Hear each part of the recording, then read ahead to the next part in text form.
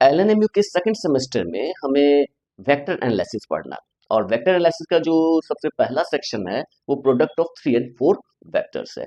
इस चीज को समझने के लिए हमें पहले प्रोडक्ट ऑफ 2 वेक्टर्स को समझना होगा। तो आज का जो लेक्चर है वह सिर्फ और सिर्फ इनिशियल से प्रीलिमिनरीज हैं जो हमें प्रोडक्ट ऑफ 3 और 4 वेक्टर्स को समझने के लिए हेल्पफुल होंगे। तो हम आज पढ़ेंगे position vector, dot and cross product of 2 vectors. Start करते हैं। सबसे पहले आते हैं डिफिनीशन ऑफ वेक्टर। वेक्टर होता क्या है? तो वेक्टर की जो डिफिनीशन है जो आप हायर क्लासेस में पढ़ेंगे वो पढ़ेंगे vector is an element of vector space. और वेक्टर स्पेस का ही दूसरा नाम है लीनियर स्पेस। तो वेक्टर को as an element of vector space के रूप में भी हम पढ़ते हैं। और एक दूसरा डिफिनीशन है जो कि आप पहले से पढ़ते आ रहे हैं वह है it is physical quantity which has magnitude as well as direction and satisfies vector laws of addition. तो वेक्टर लॉ ऑफ एडिशन क्या है? तो बेसिकली दो लॉज हैं, एक है ट्रायंगल ऑफ एडिशन और दूसरा है पैरेललोग्राम लॉ ऑफ एडिशन। वो क्या होता है? तो हम यहाँ पर जो है यही डिफिनेशन लेके अभी फिलहाल चल रहे हैं। जब वेक्टर स्पेस पढ़ेंगे तो वहां पर हम वेक्टर को डिफाइन करेंगे as an element of vector space. तो हमने डिफिनेशन देख लिया। अब vector is a physical quantity that have magnitude as well as direction and satisfy vectors laws of additions, namely triangle of addition of vectors and parallelogram law of addition of vectors. अब ये दो law होते क्या है? तो suppose कीजिए कि ये एक वेक्टर है ए और वेक्टर का एक इनिशियल होगा और एक टर्मिनल होगा। और इनिशियल से टर्मिनल को हम एरो से रिप्रेजेंट करते हैं। तो ये हमारा एक वेक्टर हो गया ए। अब ऐसा वेक्टर ले रहे हैं बी जिसका जो पोजीशन है, इनिशियल पोजीशन सेकंड वेक्टर के टर्मिनल से स्टार्ट होता है, एंड पॉइंट से स्टार्ट होता है, और ये है एक वेक्टर बी। तो यहाँ ए प्लस बी को हम सिंपली इससे रिप्रेजेंट करते हैं, A plus B. This is vector law of addition, vector law of addition. अब पैरेललोग्राम लॉ ऑफ एडिशन क्या है? ये कहता है कि यदि दो वेक्टर्स एक ही पॉइंट से ओरिजिनेट हो रहे हैं, तो ये हो गया ए और ये हो गया बी, तो हम क्या करते हैं कि वेक्टर्स के साथ हम जानते हैं कि दो वेक्टर्स इक्वल कब होंगे। एक वेक्टर ए जो है एक वेक्टर बी के इक्वल कब होगा? जब दोनों का मैग्नीट्यूड सेम होगा। मैग्नीट्यूड को हम मॉडुलस से रिप्रेजेंट करते हैं। और दूसरा, इनका जो डायरेक्शन है वो भी सेम होगा। तो दो वेक्टर्स इक्वल कब होंगे? जब उनका मैग्नीट्यूड इक्वल होगा और direction of A is same as direction of B, तब दो वेक्टर्स को हम इक्वल कहेंगे। तो यहाँ पर इसका मतलब ये हो गया कि हम वेक्टर्स को पैरेलली हम कहीं भी शिफ्ट कर सकते हैं। जैसे ये वेक्टर है, इसका मैग्नीट्यूड और डायरेक्शन सेम रहे तो हम पैरेलली इसको यहाँ पर भी शिफ्ट कर सकते हैं, इसको यहाँ पर ऐसे ले आ सकते हैं क्योंकि इसका डायरेक्शन इसी डायरेक्शन में है और मैग्नीट्यूड इतना ही है। तो हम प्लेन में यदि हम वेक्टर ले रहे हैं, स्पेस में वेक्टर ले रहे हैं, तो उसको हम पैरेलली कहीं भी शिफ्ट कर सकते हैं। तो ये बी है तो ये भी हो गया। तो वेक्टर लॉ ऑफ एडिशन से क्या होगा? ए प्लस बी क्या हो जाएगा? ये हो जाएगा। तो यदि हम गौर से देखें तो यदि हम इस पैरेललोग्राम को कंप्लीट करें तो ए प्लस बी जो है वो डायगोनल हो जाएगा इस पैरेललोग्राम का, जिसका addition side A and B है। और यहाँ पर ट्रायंगल लॉ में क्या है कि ये ए प्लस बी, तो ए और प्लस बी में यहाँ है कि इसका जो इनिशियल वेक्टर है, मतलब पहला जो वेक्टर है ए, उसका जो इनिशियल पॉइंट है और टर्मिनल पॉइंट है, दूसरा वेक्टर का जो इनिशियल पॉइंट है वो पहले वेक्टर का टर्मिनल पॉइंट होना चाहिए। तब इस तरह से ए प्लस बी को हम डिफाइन करते हैं। ये हो गया पैरेललोग्राम लॉ ऑफ एडिशन। तो ये बहुत सिंपल सा है, दो लॉ। तो यदि वेक्टर होगा तो ये चीजें सेटिस्फाई करेंगे। अब वेक्टर को हम रिप्रेजेंट कैसे करें? तो वेक्टर को रिप्रेजेंट करने के लिए जो सबसे पहला आता है वो आता है position vector. Position vector, position vector है तो हम, ये हमारा एक्स एक्सिस, इसे हम वाई एक्सिस, इसे हम जेड एक्सिस मानते हैं। और ये कोई पॉइंट है पी एक्स वाई जेड। तो ये ओरिजिन से जब हम इसको ऐसे ज्वाइन कर रहे हैं, ओरिजिन से इसको ज्वाइन कर रहे हैं ओपी, तो ओपी एक वेक्टर हो गया। इसका डायरेक्शन क्या है? ओ से पी की तरफ है। और इसको हम डिफाइन करते हैं X I plus Y J plus Z K. तो ओपी जो है वो क्या हो गया? This is X I plus Y J plus Z K. I cap, unit vectors के ऊपर हम कैप लगाते हैं। यदि हमारा ए यूनिट वेक्टर है जिसके ऊपर हम कैप लगा देंगे तो ये रिप्रेजेंटेशन ये बताता है कि ये एक यूनिट वेक्टर है। तो एक्स एक्सिस के डायरेक्शन में, ये एक्स एक्सिस है, इसके डायरेक्शन में यूनिट वेक्टर को हम आई कैप से रिप्रेजेंट करते हैं। वाई डायरेक्शन में यूनिट वेक्टर को हम जे कैप से, और के डायरेक्शन, जे डायरेक्शन में यूनिट वेक्टर को हम के कैप से रिप्रेजेंट करते हैं। तो उसके बेसिस पे ओपी को हमने डिफाइन किया है X I cap plus Y J cap plus Z K cap, और इसे ओपी को हम क्या बोलते हैं, पोजीशन वेक्टर ऑफ पी। तो पोजीशन वेक्टर क्या होता है, तो फॉर एनी पॉइंट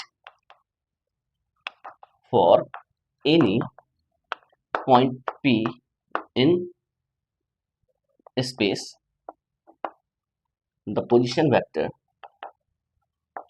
ओपी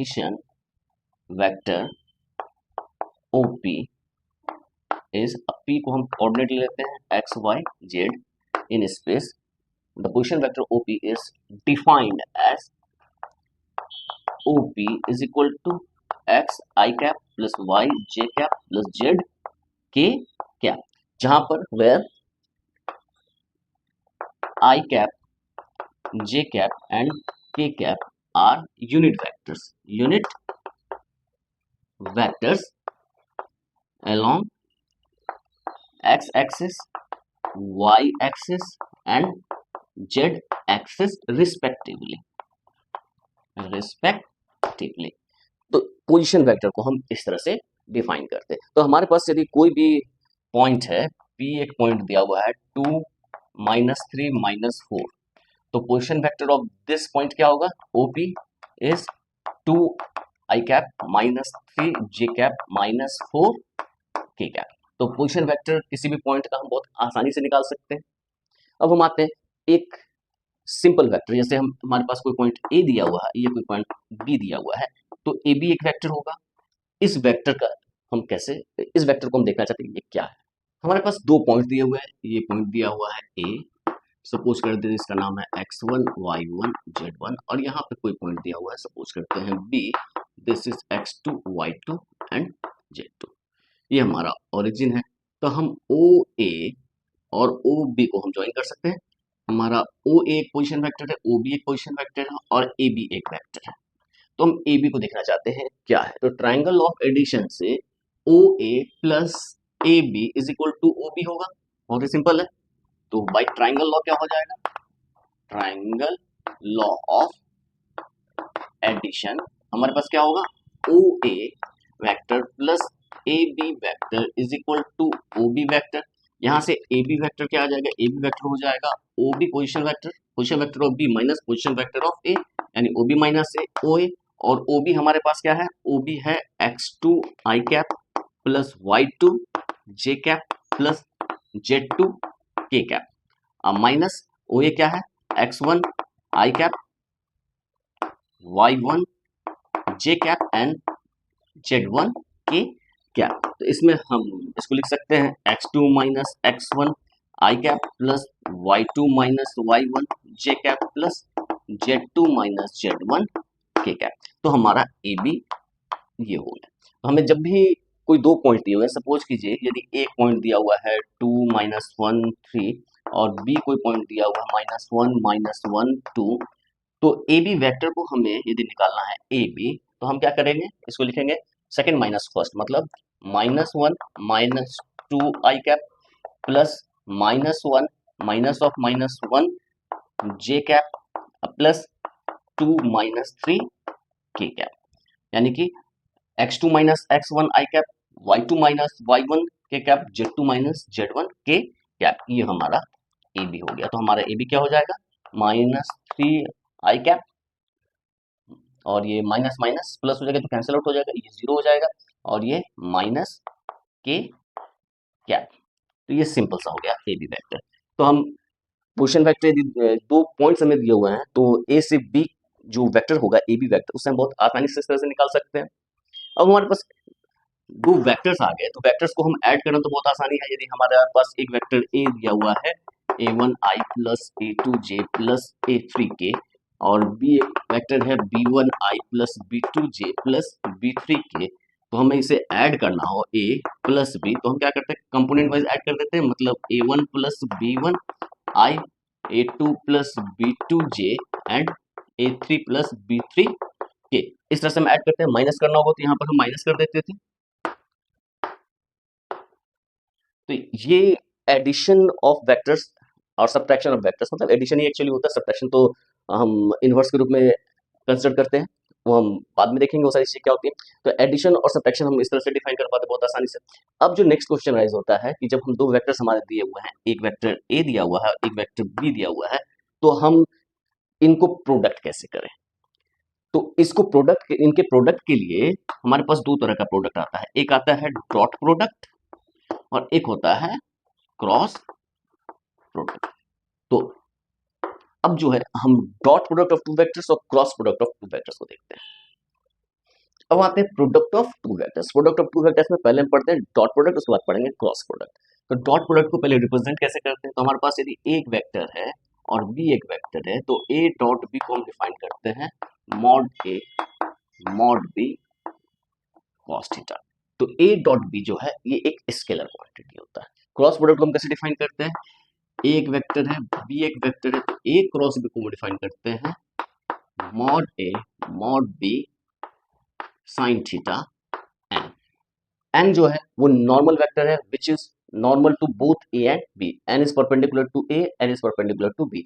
ये जो वेक्टर है यानी कि ए क्रॉस बी एक वेक्टर हुआ जो ए और बी दोनों के ऊपर परपेंडिकुलर है। इसके ऊपर हम बाद में आते हैं, अभी हम आते हैं इसके ऊपर। बस हमने ये देखा ये एक स्केलर क्वांटिटी है, ये एक वेक्टर क्वांटिटी है। अब स्केलर क्वांटिटी मतलब जिसमें सिर्फ मैग्नीट्यूड है, डायरेक्शन नहीं है। तो ए डॉट बी जो है इसको हमने इस तरह से डिफाइन किया, A dot B equal to mod A mod B cos theta.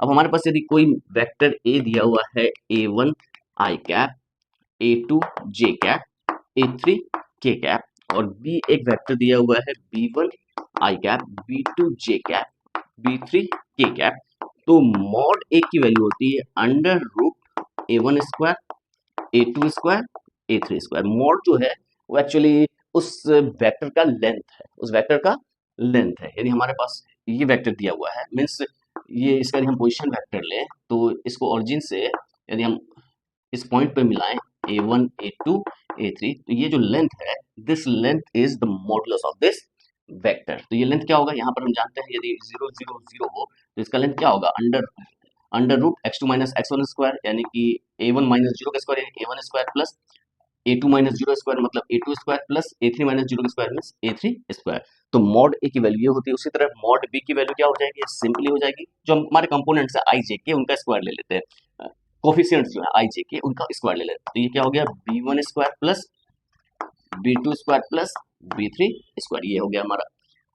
अब ये हमारे पास फॉर्मूला है इसका ए डॉट बी का, और इसके बेसिस पे किसी दो वेक्टर ए, यदि ए हमारा a1 आई प्लस a2 जे प्लस a3 के है, बी हमारा b1 आई प्लस b2 जे प्लस b3 के है, तो ए डॉट बी क्या होगा उसका हम फॉर्म देखना चाहते हैं। यहाँ पे देखते हैं हमारा जो फॉर्मूला है A dot B is equal to mod A mod B cos theta. तो हम जानना चाहते हैं आई डॉट आई, ये क्या हो, आई भी एक वेक्टर, आई कैसा है यूनिट वेक्टर, यूनिट वेक्टर इन एक्स एक्सिस के डायरेक्शन, एक्स एक्सिस का जो डायरेक्शन है वहां पर यूनिट वेक्टर है उसको हम आई कैप से रिप्रेजेंट करते हैं।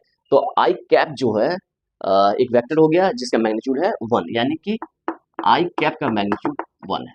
तो हम आई डॉट आई की बात करें तो क्या होगा, I cap magnitude into cos theta, और थीटा क्या है, theta is the angle between A and B, A और बी के बीच में एंगल। तो आई और आई के बीच का एंगल कितना होगा, 0 होगा। तो कॉस जीरो क्या हो जाएगा, तो दिस इज इक्वल टू हमारा मैग्नीट्यूड क्या है 1 है, 1 इंटू कॉस जीरो इज 1 यानी कि 1। तो हमारे पास क्या आया, आई डॉट आई क्या हो जाएगा 1 हो जाएगा। इनफैक्ट कोई भी वेक्टर यूनिट वेक्टर ए है और उसको यदि हम उसी से डॉट प्रोडक्ट लें तो वापस क्या आएगा 1 आएगा। और यदि कोई भी वेक्टर ए है तो ए डॉट ए लेंगे तो क्या हो गया मॉड ए और इनटू कॉस जीरो तो 1 हो गया, यानी कि मॉड ए का स्क्वायर, यानी कि ए डॉट ए जो है वो क्या होता है मॉड ए का स्क्वायर। ये बहुत ही सिंपल है। तो आई डॉट आई क्या होगा 1 हो जाएगा। उसी तरह जे डॉट जे क्या होगा, दिस इज अगेन 1। के डॉट के क्या होगा, this is again mod of K का square. A dot A mod of A का स्क्वायर यानी मॉड ऑफ 1 का स्क्वायर, यानी ये भी 1 हो गया। तो हमारे पास क्या आया, ये रिजल्ट आया, आई डॉट आई भी 1 है, जे डॉट जे भी 1 है, के डॉट के भी 1 है। अब हम आते हैं आई डॉट जे क्या होगा, तो आई डॉट जे की बात करें तो ये क्या हो गया mod of J into cos pi by 2। क्यों? क्योंकि आई और जे के बीच का एंगल जो है वो 90 डिग्री है। आई है एक्स एक्सिस में यूनिट वेक्टर, जे है वाई एक्सिस में यूनिट वेक्टर, और एक्स कोऑर्डिनेट एक्स एक्सिस और वाई एक्सिस के बीच का एंगल क्या है? पाई/2 है। तो cos पाई/2, और ये क्या होगा? 0, यानी 1 × 1 × 0 यानी कि 0, यानी कि आई डॉट जे जो है वो क्या है? 0 है। उसी तरह हम देख सकते हैं कि आई डॉट के जो है वो भी 0 हो जाएगा, जे डॉट के ये भी 0 हो जाएगा। तो हमारे पास जो रिजल्ट आया है, सिर्फ आई जो है वो 1 होगा, आई के बाद जे करे, आई के बाद के करे, दोनों 0 आने वाला है। जे डॉट जे भी 1 होगा, जे डॉट आई भी 0 होगा, जे डॉट के भी 0 होगा, के डॉट के 1 होगा, फिर के डॉट आई भी 0 होगा, के डॉट जे भी 0 होगा।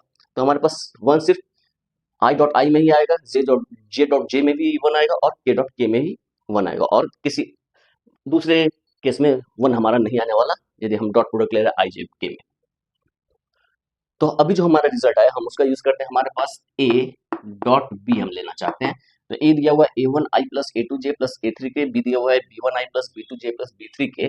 तो ए डॉट बी क्या होगा? This is a1i plus a2j plus a3k dot b1i plus b2j plus b3k। तो हम क्या लेते हैं? इसका इससे तीनों से डॉट लेते जाते हैं, तो ये क्या हो जाएगा? a1 b1 i dot i, ये होगा i dot I plus a1 b2 i dot j plus a1 b3 i dot के। उसी तरह आगे बढ़ते चले जाएंगे, a2 के साथ करेंगे, फिर a3 के साथ करेंगे। तो यहाँ पर देखेंगे सिर्फ i डॉट i जो है यही 1 होगा, तो यहाँ क्या बचेगा? a1 b1, इस तीन में सिर्फ a1 b1 बचेगा। अब इसके साथ करेंगे a2 b1 j dot i, तो ये 0 हो जाएगा। फिर j डॉट j वाला बचेगा, यानी कि क्या बचेगा? a2 b2। फिर इसके साथ तीसरा वाला फिर 0 हो जाएगा, क्योंकि जे डॉट के 0 हो जाएगा। फिर के साथ करते के डॉट आई 0 होगा, के डॉट जे 0 होगा, के डॉट के 1 होगा, यानी कि बचेगा a3 b3। तो हमारे पास फॉर्मूला आ गया a dot b is equal to a1 b1 plus a2 b2 plus a3 b3, where a is equal to a1i plus a2j plus a3 k cap, b is equal to b1i plus b2j plus b3 k cap. तो ये हमारा dot product हम बहुत आसानी से निकाल सकते हैं। तो हमारे पास सपोज कीजिए कि a हमारे पास एक वेक्टर है 2i प्लस के, और b एक वेक्टर है j माइनस के। तो हमारा a डॉट बी क्या हो जाएगा? a डॉट बी होगा तो i a1, इसमें i जो है इसको हम क्या लिख सकते हैं? 2i cap plus 0j cap plus k cap, और इसको हम लिख सकते हैं 0i cap plus j cap minus k cap. तो 2 इंटू 0 यानी कि 2 into 0 a1 b1 plus a2 b2 यानी कि 0 इंटू 1 प्लस a3 b3 यानी कि 1 इंटू माइनस 1। तो ये क्या होगा? ये 0 होगा, ये 0 होगा, ये क्या होगा? -1। तो a डॉट बी क्या आया? -1। तो हम a डॉट बी बहुत ही आसानी से निकाल सकते हैं। अब हम देखना चाहते हैं कि geometrical meaning of a dot B क्या होगा।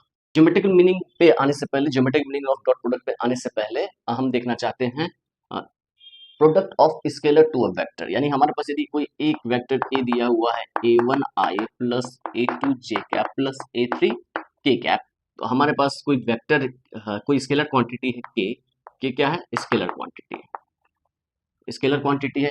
तो k a जो हम मल्टीप्लाई करते हैं, ना ही डॉट लिखते हैं ना ही क्रॉस लिखते हैं, सिंपली k और a एक साथ लिख देते हैं। इसकी वैल्यू हो जाएगी k a1i plus a2j plus a3 k, और ये सिंपली हो जाएगा k a1i cap plus k a2j cap plus k a3 k cap. तो इस तरह से हम product of scalar quantity and vector को हम डिफाइन करते हैं। ये बहुत ही सिंपल सा है, तो ये हमें ध्यान में रखना है। अब हम आते हैं geometrical meaning of dot product को देखने के लिए। तो हमारे पास सपोज करते हैं ये हमारे पास एक वेक्टर है ओ ए, इसको हम ए से रिप्रेजेंट करते हैं। सपोज कीजिए दिस इज ओ बी। अब हम जानना चाहते हैं कि, और इसके बीच का एंगल हम सपोज कर लेते हैं थीटा है। तो हम जानना चाहते हैं ए डॉट बी की क्या मीनिंग है, ए डॉट बी की मीनिंग क्या है। तो हम क्या करते हैं, यहाँ से बी से इसके ऊपर परपेंडिकुलर ड्रॉ करते हैं। यदि हम इसके ऊपर परपेंडिकुलर ड्रॉ करते हैं और इसको बी एम मान लेते हैं, तो इस राइट एंगल ट्रायंगल की बात करें ओ एम बी में, यहाँ जो है ओ एम और ओ बी के बीच में हम रिलेशन चाहते हैं। तो यहाँ पर क्या होगा? कॉस थीटा की वैल्यू जो होगी, कॉस थीटा क्या हो जाएगी? बी बाई एच, यानी कि O M upon O B. Length की बात हो रही है, हम एरो नहीं दे रहे, वेक्टर्स होगा तो हम एरो लिखेंगे। तो यहाँ पर ओ एम को हम यदि गौर से देखें तो एम क्या हो जाएगा, ओ बी कॉस थीटा, और ओ बी कॉस थीटा को हम लिख सकते हैं बी मॉडुलस कॉस थीटा। अब हम देखते हैं ए डॉट बी है क्या, ए डॉट बी है ए मॉड बी कॉस थीटा। तो ए को तो हम ए रहने देते हैं और इसको लिख सकते हैं ओ एम, ये ओ एम हो गया। अब ओ एम गौर से देखिए ओ एम है क्या, ओ एम जो है ओ बी का प्रोजेक्शन है ओ ए के ऊपर, यानी कि इसको हम लिख सकते हैं A into projection of vector O B on vector A, A vector के ऊपर प्रोजेक्शन है बी का, या projection of B on vector A हम सिंपली लिखें तो ए डॉट बी का मतलब क्या हो गया, mod of A into projection of B on vector A, या projection of B on A simply लिखें, वेक्टर भी लिखने की क्या जरूरत है, वेक्टर तो है रिप्रेजेंटेशन में, हमारे पास ये सिंपल है। अब यदि ये यूनिट वेक्टर हो, ए क्या हो, यूनिट वेक्टर हो, तो सिंपली क्या हो जाएगा, ए डॉट बी जो है वो प्रोजेक्शन ऑफ बी ऑन ए, या फिर इसी को हम सिंपली लिख सकते थे, इसको हम दूसरे तरीके से भी लिख सकते हैं, जिसको लिख सकते थे B into projection of A on vector B. यदि हम यहां से परपेंडिकुलर इसके ऊपर डालते तब ये क्या हो जाता, B modulus of B into projection of A on B. तो हमारा यही ज्योमेट्रिक मीनिंग है। यदि इसमें से कोई भी एक यूनिट वेक्टर हो जाएगा तो क्या हो जाएगा, सिंपली इसकी वैल्यू 1 हो जाएगी, यानी projection of A on B. यदि if A is a unit vector then A dot B is equal to projection of B on A, यही हो जाएगा, क्योंकि वैल्यू क्या हो जाएगी, 1 हो जाएगी। तो बहुत ही सिंपल सा, इसीलिए हम कहते हैं यदि हमारे पास कोई वेक्टर ए दिया हुआ है, ए दिया हुआ है a1i plus a2j plus a3k, तो a डॉट आई क्या रिप्रेजेंट करेगा, ये a डॉट आई रिप्रेजेंट करेगा कि a का i के डायरेक्शन में, मतलब x एक्सिस में क्या प्रोजेक्शन है। तो हम लिख सकते हैं a डॉट आई, यहाँ पर a1 आया, एक्चुअली वैसे आना भी चाहिए था, यानी कि हमारे पास ये हमारे पास x एक्सिस है, ये y एक्सिस है, और ये सपोज कीजिए z एक्सिस है, और यहाँ पे कोई पॉइंट है, ये a1 a2 a3 है, दिस इज ओ ए, यानी कि दिस इज वेक्टर ए। तो इसका प्रोजेक्शन x एक्सिस पे लेंगे, आप y एक्सिस पे लेंगे, यहाँ पर फिगर में समझने में दिक्कत थोड़ी है, तो आई ए डॉट जे करेंगे तो ये a2 आ जाएगा। देखिए यहाँ से हम क्या करते हैं, प्रोजेक्शन ले रहे हैं, मतलब हर एक पॉइंट इसका परपेंडिकुलर इसके ऊपर डाल रहे हैं, तो ये प्रोजेक्शन हुआ, ये वैल्यू आ गई। तो हम जानते हैं कि यहाँ से परपेंडिकुलर लेंगे तो ये जो डिस्टेंस है वो क्या होगा, a2 होगा, तो वो आ भी रहा है। ज्योमेट्रिकल मीनिंग यही होती है। अब हम जो है, जब हमने डॉट प्रोडक्ट देख लिया तो अब हम क्रॉस प्रोडक्ट पे आते हैं, cross product of two vectors के ऊपर आते हैं। Cross product of two vectors को हमने डिफाइन किया, A cross B is equal to mod B sine theta N, where N is a unit vector which is perpendicular to both a and b, a और b दोनों के ऊपर perpendicular है, that is n is a unit normal vector to the, रुक जाओ एक minute, to the plane containing the vectors a and b। ये बहुत ही सिंपल सा है, यानी कि हमारे पास यदि कोई एक वेक्टर a है और एक वेक्टर b दिया हुआ है, ये एक वेक्टर है, ये एक वेक्टर b दिया हुआ है, तो a क्रॉस b का डायरेक्शन क्या होगा, यानी इस प्लेन में जो दो वेक्टर्स हैं a और b, उसके ऊपर परपेंडिकुलर जो है ये n हो गया, इसमें यूनिट वेक्टर को हम n कैप से रिप्रेजेंट कर रहे हैं। तो ये इसकी मीनिंग, यानी कि ये जो वेक्टर है, a एक वेक्टर है, b एक वेक्टर है, और a क्रॉस b एक वेक्टर है, इसको यदि हम c मान लें तो c is perpendicular to a and c is perpendicular to b। ये हमें ध्यान में रखना है, a एक वेक्टर है, b एक वेक्टर, इनका प्रोडक्ट जो है एक डिफरेंट वेक्टर, जैसे हमारे पास 2 एक नंबर है, 3 एक नंबर है, तो 2 क्रॉस 3 क्या हो जाता है, 6 आ जाता है, 6 अलग नंबर है, तो 2 की एक अलग आइडेंटिटी है, 3 की अलग आइडेंटिटी है, 2 इंटू 3 की एक अलग आइडेंटिटी है। तो ये हमें ध्यान में रखना है। अब हमें ध्यान देखना है कि ये जो है ए क्रॉस बी, ये क्या है, एक वेक्टर है, ऐसा नहीं कि स्केलर क्वांटिटी है। तो वेक्टर क्वांटिटी है, तो वेक्टर क्वांटिटी में magnitude as well as direction होगा। तो मैग्नीट्यूड तो हमारा ये सेक्शन हो गया, mod A mod B sine theta, और डायरेक्शन क्या हो गया, एन। ये ध्यान में रखना है, ये एन को भूलना नहीं है। जब इतनी चीजें होंगे तो अब इसके बेसिस पे हमारे पास यदि कोई वेक्टर ए दिया हुआ है, a1i plus a2j plus a3k, और बी कोई वेक्टर दिया हुआ है b1i plus b2j plus b3k, तो हम a क्रॉस b का फॉर्मूला हम देखना चाहते हैं कि क्या होता है। तो सबसे पहले आते हैं आई क्रॉस आई को देखना चाहते हैं, ये क्या होगा, ये क्या हो जाएगा, this is I modulus of I cap sine, और आई के बीच का एंगल, ये थीटा क्या है, angle between A and B. तो आई क्रॉस आई के बीच का एंगल क्या है, 0 और N, N is perpendicular to I cross I, मतलब आई पे भी परपेंडिकुलर, आई पे भी परपेंडिकुलर है।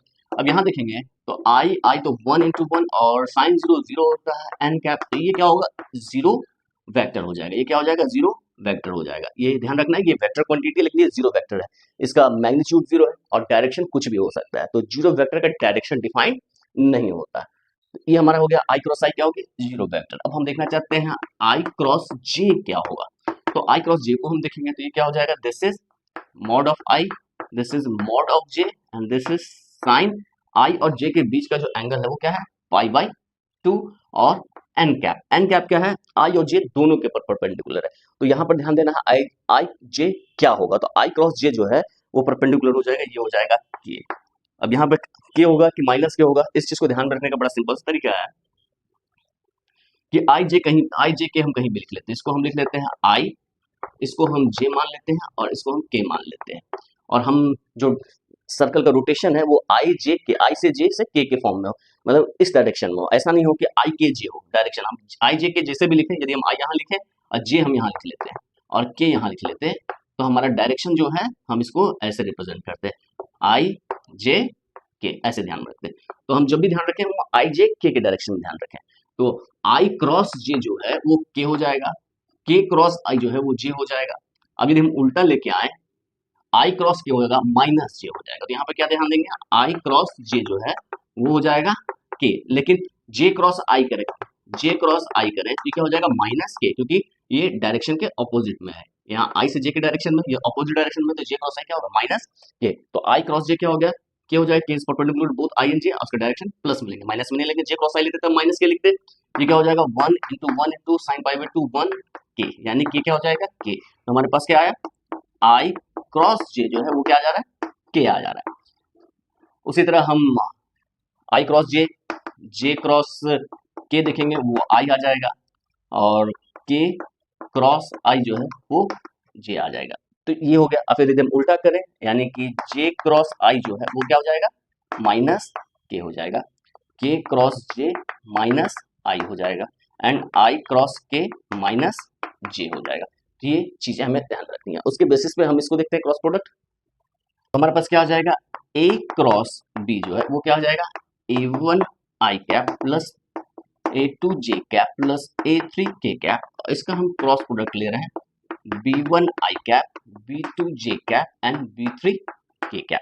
तो ये क्या हो जाएगा, तो ये जो है a1 आई कैप को इसका क्रॉस लेते हैं, ये क्या होगा, a1 b1, और आई क्रॉस आई क्या हो जाएगा, जे हो जाएगा, तो ये तो जीरो हो जाएगा, तो जीरो वेक्टर हो जाएगा, उसका कोई यूज ही नहीं होगा, क्योंकि जीरो वेक्टर ऐड करेंगे तो वेक्टर की क्वांटिटी में कोई चेंज नहीं आने वाला। तो इसको हम इससे मल्टीप्लाई करते हैं, इसको लिखते हैं a1 b2 आई क्रॉस जे क्या हो जाएगा, के हो जाएगा, यानी सिंपली आई क्रॉस जे की बात करें, हम एक पहले लिख लेते हैं, वो ज्यादा आसान होगा। इसको हम लिखते हैं a1 b1 आई क्रॉस आई प्लस a1 b2 आई क्रॉस जे प्लस a1 b3 आई क्रॉस के, प्लस ऐसे करके आगे बढ़ते चले जाएंगे। यहाँ पर आई क्रॉस आई जीरो होगा, तो ये तो जीरो वेक्टर होगा, प्लस ये क्या होगा, a1 b1, तो a1 b2 आई क्रॉस जे क्या है, के, प्लस a1 b3 आई क्रॉस के क्या है, माइनस जे, आई क्रॉस क्या होगा, minus J, plus so on. तो हम इसको ऐसे लिखते चले जाए।